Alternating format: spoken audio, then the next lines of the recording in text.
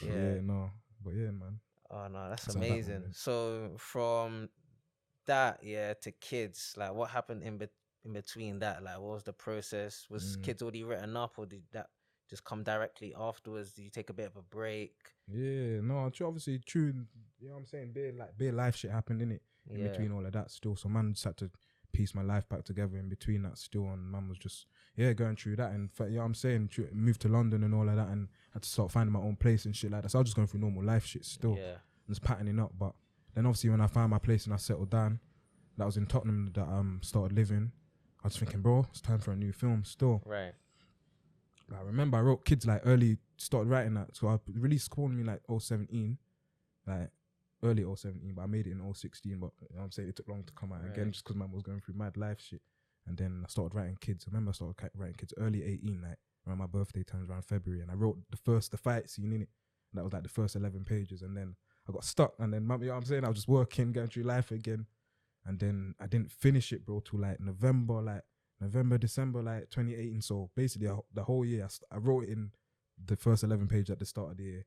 Now I just got stuck in it. I was like, You're like writer's block. yeah, I didn't really know where I was going with it fully. So, but like, so to cut you off here, but when you're writing, do you have like a plan? Like, what's your writing process like, or do you kind of just whatever comes to mind, you just start writing the dialogue, or do you have like the outline of the story mapped out, or like, how do you approach it? No, I feel like I've developed a bit as a writer still. So now I actually like, especially after I wrote my most recent shit, like I feel like I've actually got a formula now still. Usually I've got it kind of the skeleton of the story planned out, and then like I do like plot points in it for like scene points, should I say. Yeah. Just, over the overview of the scene, maybe a little bit of dialogue, and just kind of just plot the whole thing out. Yeah. And then when it gets to writing, I'll fill in all of them little scenes with the dialogue that I've kind of plotted out. You know what I'm saying? Sometimes I might not even go order. I might get like halfway or 3/4 of the way.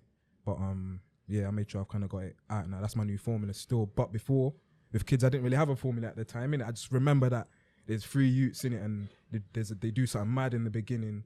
They steal the watch, and and then that was kind of it. So at that time, I didn't even have a formula. I just had an idea that I thought was cold, but I didn't really know where it was going. That's why I kind of left it so long. Yeah. And like, obviously, you know, our life gets in the way, and you just have to live and all of that. But I guess that was good, because at the time, I was just bare on the block, on the niz and that, and just getting inspiration from the youths. Then they were telling me all their little stories and that. That's kind of where the inspiration came from with it as well. But yeah, and then obviously I patterned up at the end of the year. I was thinking, I can't go into the next year without no movie, like, you know what I'm saying? So I finished that end of 018 and got it kicking 019, and then that Nicky and Femi film got in the way with it, and the Against All Odds, that short film, that kind of stalled it a little bit, but it kind of, you know what I'm saying, that was H worked on that, and then I worked on that, kind of went left with the whole situation. Yeah, I remember. I even forgot about that. Yeah, I don't know if you should bring that up, but but that's hey, this is another thing about the industry, innit? Just the politics and the injustices, kind of people not, giving, like, people not giving people like the credits and bro, everything like that. It's a bit mad. Well, I don't know if we're getting onto that one today. I was all mad, but yeah, basically, obviously, we were just busting up the film in it, but then, man, in the end, like, some politics, they signed a mad deal, and then they signed a mad deal with like Motown UK or Universal and all of that, or both of them, should I say? Yeah, because obviously it became like a grime visual album in it, so we worked on the film, and then after they was trying to get it, like, you know what I'm saying, get more money behind it. It's like using it as a proof of concept. And they did in it, but then they dropped Hey Chat as the producer, and then it all went left basically. Yeah. But, yeah, that was basically the story. Yeah. It was for the film called Against All Odds, isn't it? Yeah. You seen it? Yeah. Where is that? Is that NYM? No, it's not NYM. It's on YouTube. It was on YouTube, yeah. On Link Up, I think it was on Link Up Link TV or Up, something like that. Yeah. Who's in it? I remember. I swear they got someone like that. I forgot who's. Yeah, a couple people are in it. I can't. The name doesn't come to mind. It's a big film, though, innit? Yeah. No, it was. Carry on, man. Yeah. But I know. But how was the casting for Kids, and in terms of like even just the cast and the crew as well, and bringing like Leon on and Sophie and Gabby, like how did that all come together? Do you find all the man on starnowmanny.com as well. So obviously, remember, like, H was the lead actress in Scopolamine, innit? Yeah. And obviously we've been close friends since there. You know what I'm saying? She's one of my best friends, bruv. And then I was kind of stuck with where I'm gonna go with kids. I had it written now, and I was like, H. I was on the phone to a Norma. I was like, H, I need a producer, man. At this time, I'm thinking H is just straight acting, innit? Because that's what she did. So I weren't really trying to think of her as a producer. But she was like, what about me? Like, I can do it. So I was like, all right, cool. So can we do? You know what I'm saying? We work on another film together, and then we started busting up and shit. And H, it was H that had the link with Leon and all of them lot from Reading. She was like, yeah, I know some guys from like Reading. H had the link to all of them still. I was like, that's crazy. Yeah, all of them, bro. True, they all kind of work together anyway. Yeah. Big them up, man, because they're the coldest. Yeah, they are. Yo, they're the coldest little unit, bro. I'm telling you, man. Yeah, bro. All of them, bro. But yeah, H boss man on them still. Yeah. And to be honest, I had chats with Ariel, innit? I wanted to work with Ariel again, the one who shot Scopolamine, but yeah, it was just time and he couldn't really do it. He was working on it. It just didn't work, innit? So ended up using them, and then yeah, man, it was mad. Leon's cold, bro. Yeah, no, he is. No, he's cold. Because it was even through kids. That's how I knew about him. Because Caleb was bigging him up. Yeah. He was sending me clips of kids saying, yo, bro, look at the visuals. Like your Leon's films need mad. to be like on this visually. And I was like, yeah, no, you're speaking fact. Like my jaw dropped when I saw it. Like, I couldn't believe it. I think something like that is just crazy, man, because I think that was all just a domino effect as well. Because and that's actually code that you actually use Leon though. Like one of the first people to use him. That's actually that's code, because for a long time, with short films, and I feel like it's moved now. It's moving now. It's moved pretty much. The films would be like, the visual quality wouldn't really be that good. You know what I'm saying? It's you know what, personally, if you ask me, they look more like music. Like they look more like music videos, like quality. They weren't like, there's a certain cinematic quality that you need to have, and that cinematic mind that you need to have. Leon had that, and that's what I'm always looking for anyway. Because that's how I think. I think that cinema shift a lot. Yeah. Just that one thing. As now I really think that shift like a whole new culture and a whole new way of making films. Yeah, the reason why I like it so much is that it showed like you need to like take this seriously. You know what I'm saying? Like this isn't just a joke thing, man. Like a play thing. Like you gotta take it seriously. Because at the end of the day, in a few years' time, when you look back, you want to look back at something like amazing, like quality. Like the quality still holds up, innit? You need it to hold up, bro. You can't make it think, bro, this looks. You don't want to be thinking this looks. You need to still have that. There's a certain quality that you can a basic quality that you can have if you know how to shoot and all of that. Yeah. If you know who to use, and you know what I'm saying, Leon's got that in it, so but it makes sense, bro. Change things though. Yeah. I like it. I like that change as well, man.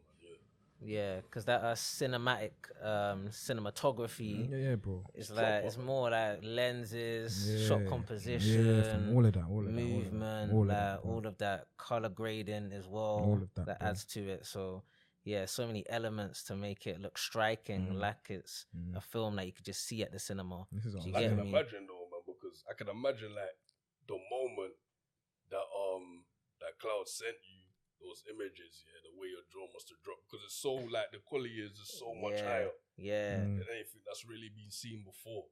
Like it's so cinematic, like you can pull it on screens, all of that. And it looks like, cool, didn't it? You made this, you know what I'm saying? Like people look at it like, shit, man, you made this. Like I've gone up. Like even when I saw because Moment of Truth came before Kids as well, which is mad. When I saw Moment of Truth, I was like, what the fuck? Bro? I couldn't believe it, bro. That was crazy. I couldn't believe it. I was like, what's this, bro? Yeah, I remember. Like, I remember. The cool. quality was mad. Then I saw Kids. I was like, jeez, okay, then this is how the man never coming now. Yeah. The game up. Yeah, Leon, you know what I mean? Like, big up Leon, bro. Yeah, you have to. You gotta spend the peas now, man. Yeah, for real. It's true. But you know what? Saying that, bro, I can't even. A lot of this, especially when you're starting out, bro. A lot of them, the main thing as a director, bro, you make sure you got a sick DP, bro, and half of your job's done. If your story's cold and all that, you got someone good on sound good sound as well. Sounds very key. Sounds very nice. They're all equally as important, but bro, make sure you got a sick DP, bro. You're gonna be, you know what I'm saying, your half of your problems are gone if you got a sick DP, and you don't have to be telling him every second what to do. And if he just knows how to frame and shoot, I'm saying you're good. Yeah, no, for That's real. what I've always learned anyway. But you know, one thing I do love though about you know, just starting out Yeah. and the visuals not being as good. It's just seeing that growth Yeah. as well, like just within yourself, innit? Just to show Yeah, like bro. kind of how far you've come Yeah, bro. in that way. I'm telling you.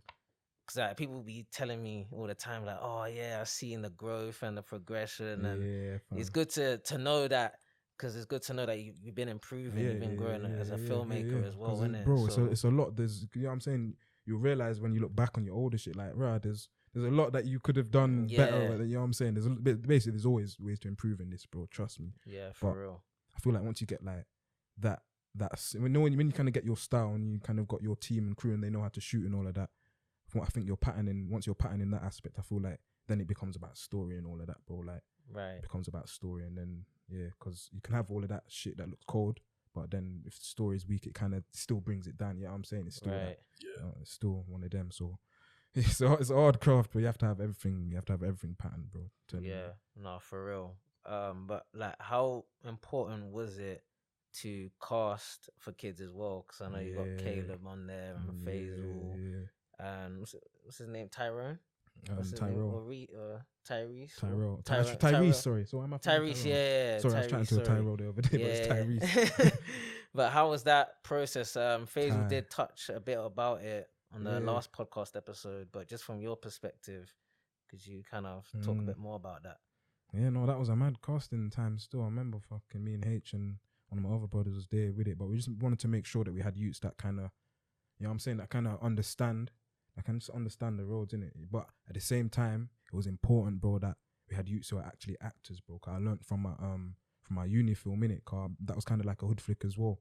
My uni film that I made for my graduation flick. But the youth that I remember, I used one youth in there. He was like a poet, innit? He weren't actually an actor, but he was a cold poet, innit? He had some mad videos going on online at the time, but he wasn't an actor, innit? And I kind of.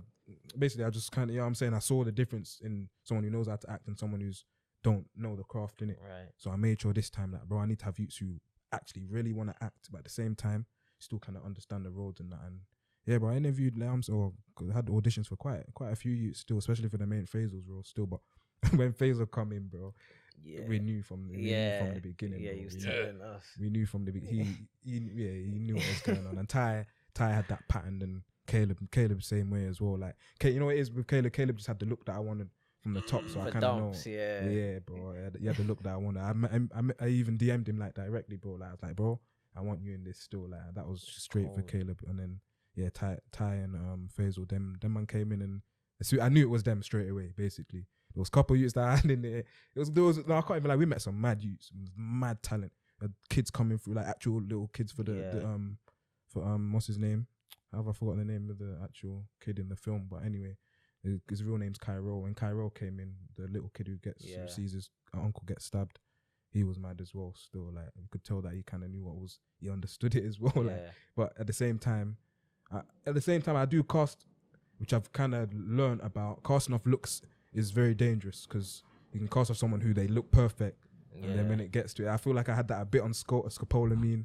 Right. You know what I'm saying? I had that a bit on Scopolamine and that. So it's a bit of a danger. You have to know the balance. So I feel like I did learn a bit with that with kids. Just like you can't cast straight off looks but I feel really like everyone performed in that still. Especially with actresses as well, because they might have like, I might be thinking that she looks peng and whatever, innit? Or attractive, like, and you might be like, oh, just give her the role, innit? Bro, you can't let that zang you, bro. And then when you give her the role, then you find out that you're filming for 3+ years, and it's like complete. Bro, you gotta reshoot bare times late, they're not turning. Yeah, it's just long, man. No, you have to look at. You have to. Yeah, let's not get into that. But you have to just, I'm saying, just make sure the person can act, bro. For real. So much things to look into when you're casting as well, bro. There's so many different aspects. Like, what you say? What do you mean?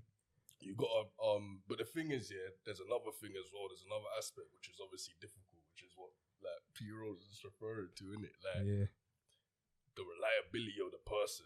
Oh, bro, it is massively important, man. Oh yeah, but it's so important because you could cast someone and then like they could on the day of shooting, bro, that happens to everyone, bro. That's we all, bro. Like, there's so many aspects. I've gone mad at certain man. I've gone mad at people for that still, and I've learned that you can't do that, bro. You can't go mad at people, but bro, they need to know that when you've got everything set on that day, you have to turn up, bro. What if you can't even fucking shoot it? Sometimes it's only a 1 day thing, like in general, in ever, like, and man ain't turning up. That's crazy. And bro. at Don't this do that. point as well,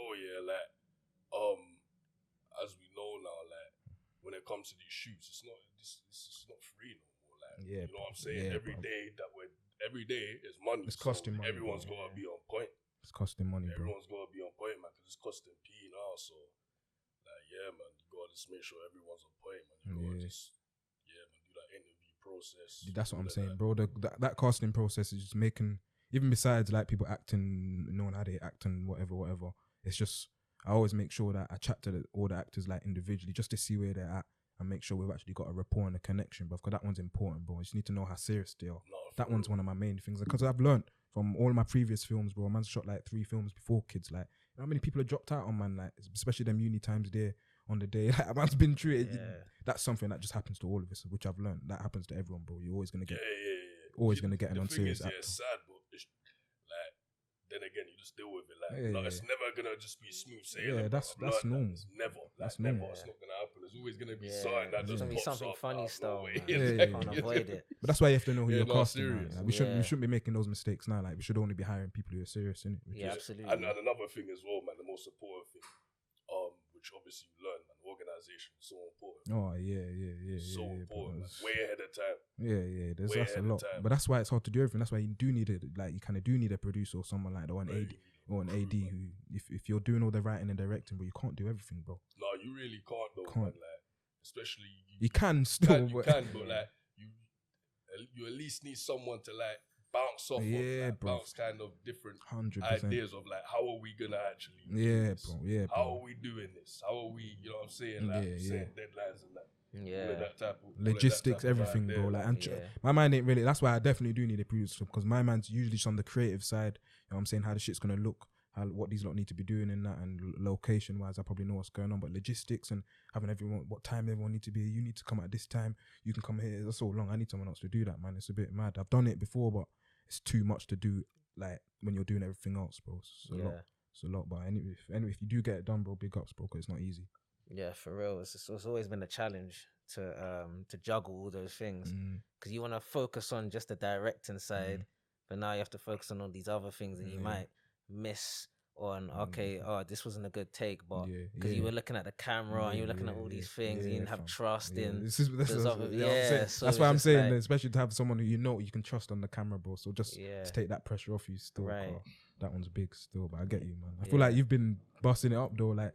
I mean, you've been doing everything. I feel like you've been doing everything. Yeah, no, I started off that way. Yeah. And then that's when I realized I need to like get people to help me out with the DP and the sound and everything. Though, man. That's so cold though, man. Like how you was pretty much doing everything, and I remember seeing it as well. I was like, gee, how the fuck, bro.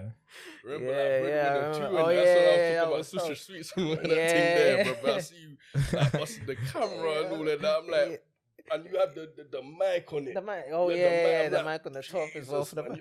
Serious. Yeah, no, big up, man. Yeah, no, it was hard. It was hard because the only reason I did it that way, because obviously, as you were saying about relying on others, innit?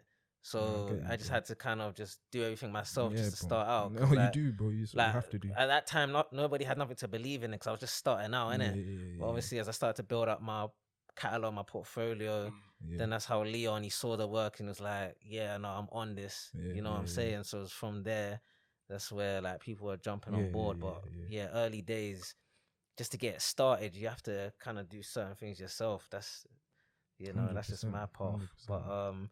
But yeah, I know it was quite a kind of, it was a lot turbulent process for kids, right? Because I heard stories of your laptop getting stolen First in the day of the shoot, yeah. And then also the editor pouring coffee on his hard drive and that. The laptop got knocked off in it. Like, it got knocked off the table. Yeah. So coffee didn't drop or nothing. Okay, cool. That's cool. a mad. I don't know where I heard that one. Yeah, but no, when I was. Yeah, bro, it just got knocked off while I was on the loss. I was editing the first scene, which was I was editing the first scene in it, but that was like the lost. I was like 95% done. No way. And I was using my old hard drive because my new one got stolen on the first day, along with the laptop, which was in my bag on the block, joke thing. I was there bossing it up. I was using like some makeshift laptop. I was going to Bay colleges, but at that time I went to Jammers Yard, innit? Because we shot that Against All Odds film, innit? Yeah. And I was using his son's laptop, innit? And obviously my old hard drive and shit, but man ended up knocking it off. I don't know what he was doing. He was tweaking. He knocked it off, bro. And true, my hard drive was old. It just stopped working, bro. I lost the whole film for time. So yeah, that was. No, but thank God you had a backup though, innit? Yeah, Leon had the backup, but at that time money was, I'm saying money was short, and then it was getting like COVID times as well. I don't know what to do, but Leon was all the way in, where does he live? Like Worcester or something. Slough or something. Windsor, that's there. it, or something. Like Leon was Quay, so I was like, how the fuck am I gonna get this footage to it? And then where am I gonna get an editor? So I'm saying money was tight at the time. I didn't know what to do, bruv. So I just left it for time, bruv. I didn't know what to do. Obviously life was going on again, you know what I'm saying? Like, and then yeah, bruv, it got to lockdown, and then I was just thinking, bro, there's no way that I can make like 2 years go past, bro. Everyone, them lot, Fezzle, Ty, everyone, Clouds, everyone's asking me, like, bro, where's the film? My mum's been promoting it for time, bro. It actually stressed man. It stressed man out to mad levels, bro. But it just got to that time in lockdown. I remember I went shop. I'm coming back and I'm thinking, bro, mum was just looking to this guy. I'm thinking, bro, there's no way that I can have like 2 years, bro. And true, nothing was going on at the time. I thought, you know what? People ain't really doing much right now. This might be the best time, bro. I had a little change. So I thought, let me put something out on Mandy, innit, for an editor quickly.